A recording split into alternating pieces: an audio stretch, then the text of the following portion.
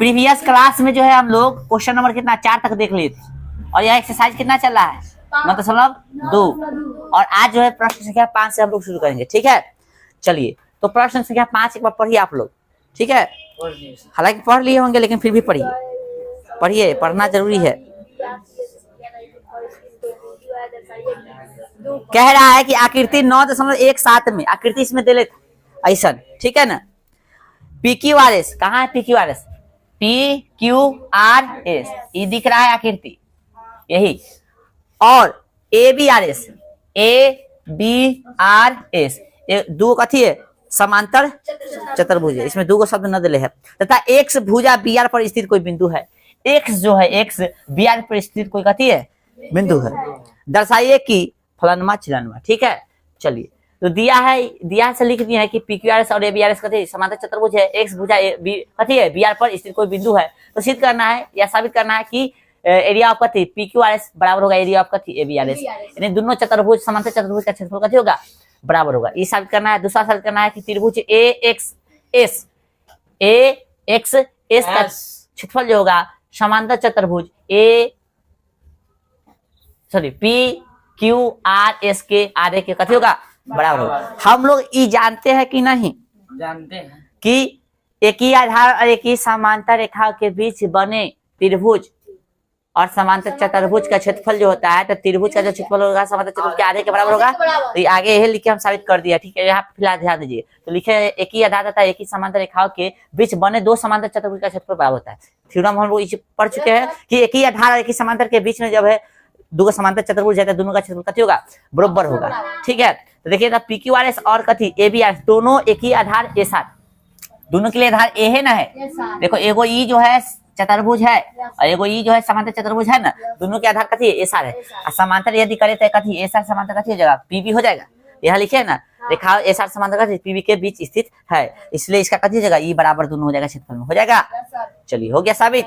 अब एक ही आधार तथा एक ही समांतर रेखाओं के बीच बने त्रिभुज का क्षेत्रफल समांतर चतुर्भुज के क्षेत्रफल के आधा होता है। तो गौर से देखिए त्रिभुज AX और त्रिभुज कथी समांतर चतुर्भुज कथी ABRS, एक ही आधार कथी AS, A कहाँ है? AS ये देखिए ये वाला त्रिभुज है और साथ में ABRS समांतर चतुर्भुज के लिए भी यही आधार है और आधार सेम है और ये समांतर ई है। तो एक ही आधार और एक ही समांतर के बीच में हो गया ना। देखो यहाँ पे देखो त्रिभुज AXS और पैरेललोग्राम ABRS एक ही आधार AS तथा एक ही समांतर रेखा AS समांतर कथी BR के बीच स्थित है। तो ये तो जानते हो कि आधा के बराबर होगा, इसके आधा के बराबर कर दिए। अब क्या किए? जस के तस, ये भी जस के तस, ये भी जस के तस। ABRS की जगह PQRS लिख सकते हैं। यहाँ से यहाँ से यहाँ से यहाँ से इसको समीकरण मानना चाहो तो एक मान सकते हो, लिख दे इधर ब्रैकेट में, इधर लिख देना समीकरण कथी से? एक से लिखेंगे कि 2 से लिखेंगे? एक से नहीं यहाँ लिया है, ABRS की जगह कथी लिया? PQRS, तो समीकरण कथी लिखेंगे? 1 से। लिख लो भाई इतना। ठीक है, इसी के साथ अब क्वेश्चन नंबर 6 देखेंगे हम लोग। ठीक है, क्वेश्चन नंबर 6 देखिए सब आदमी। ठीक है, बहुत सा टाइम लगाता है लेकिन भाई हो गया साहब। कह रहा है कि एक किसान के पास समांतर चतुर्भुज PQRS के रूप का एक खेत था मतलब बेच दिया कार्य, यानी इस समांतर चतुर्भुज PQRS की आकृति का एक खेत था। किसके पास? किसान। हाँ, किसान चा के पास। उसने RS पर, RS तो रुपीज होता है रे, उसने RS पर स्थित कोई बिंदु A लिया। उसने RS पर स्थित कोई बिंदु A लिया और P और Q से मिलाया। P और कथी से मिलाया? हाँ। खेत कितने भागों में विभाजित हो गया है? 1 2 3, ठीक ना। खेत कितने भागों में विभाजित हो गया है? तो इन भागों के आकार क्या है और आकार क्या है? तो 3 भागों में विभाजित है और आकार त्रिभुज है। हो गया कहानी खत्म। वह किसान खेत में गेहूं और दालें बराबर बराबर भागों में अलग अलग बोना चाहती है। वह ऐसा कैसे करे? मतलब वह बराबर बराबर भाग में दाल और कथी गेहूं बोना चाहता है, गेहूं और दाल बोलना चाहता है। तो कैसे बराबर बराबर भाग में बोएगा? आइए समझते हैं। तो लिखिए दिया है PQRS समांतर चतुर्भुज है। ए जो है भुजा RS पर स्थित एक बिंदु है। हल, खेत 3 भागों में विभाजित हो गया है ना। पहला हल ये हो गया। दूसरा, प्रत्येक भाग त्रिभुज के आकार का है, हो गया। आइए, चूंकि हम जानते हैं कि एक ही आधार तथा एक ही समांतर रेखाओं के बीच बने त्रिभुज का क्षेत्रफल समांतर चतुर्भुज के क्षेत्रफल के आधे के बराबर होता है ना। तो ये वाला त्रिभुज जो है इस समांतर चतुर्भुज के आधे के बराबर हो जाएगा।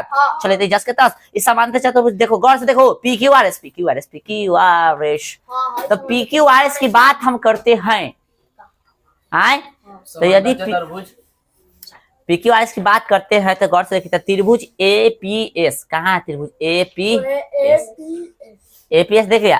फिर त्रिभुज लिखे ए क्यू आर, ए क्यू आर है ना, ठीक है। चलिए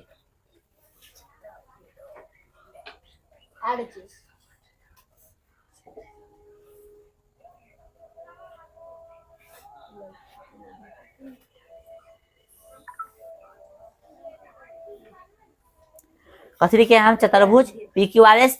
और फिर अच्छा, ये आधा है ना, ये त्रिभुज लिए है और ये त्रिभुज है, ठीक है, ये और ये है, ठीक है।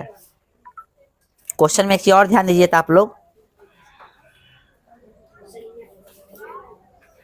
क्वेश्चन में एक चीज और ध्यान दीजिए। त्रिभुज एपी क्यू कहीं लिखे हम, A P Q, A P Q है, तो ये जो है एपी क्यू जो है, ठीक है, तंगा समझने की कोशिश करना। एपी क्यू जो है ई वाला, ये पूरा समांतर चतुर्भुज कथी के बराबर है? आधे के बराबर है, आधे के बराबर है इन द सेंस कि ई जो है ई और एक बराबर होगा, है ना। आधे कहने का मतलब ई हिस्सा निकालते थे तो उन्होंने बचता, ई इसको मान लिया गया थी पूरा समांतर चतुर्भुज कथी है? आधा। इन द सेंस कि इसको जस्ट के तस लिख के इसके जगह पर हम ये दोनों त्रिभुज लिख सकते हैं जोड़ के, हाई और हाई, तो ही ना लिखा गया है। अब यहाँ पे समझिए, लिखा गया अतः किसान त्रिभुज ए पी क्यू में, कथी में? यानी इसमें गेहूं बोए तथा अन्य दो त्रिभुज, यानी दोनों में, यानी अन्य दो त्रिभुज मतलब कथी? ए पी एस और कथी? त्रिभुज ए क्यू आर में दाल बोए। यानी कह रहा है कि एगो में कथी बोए?